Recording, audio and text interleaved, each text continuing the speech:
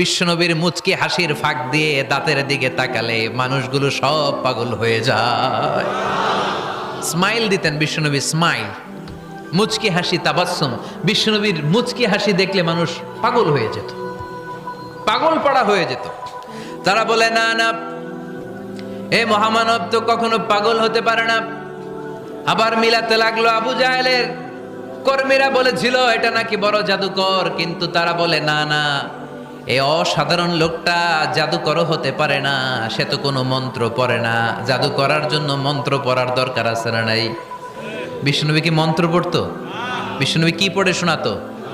চিল্লায় বলেন, কি পড়ে শোনাতো? কোরআন শোনাতো। এত সুন্দর কণ্ঠ ছিল বিশ্বনবীর, পাগল হয়ে যেত মানুষ শুনতে শুনতে, পাগল পাড়া হয়ে যেত, বিমুগ্ধ হয়ে যেত।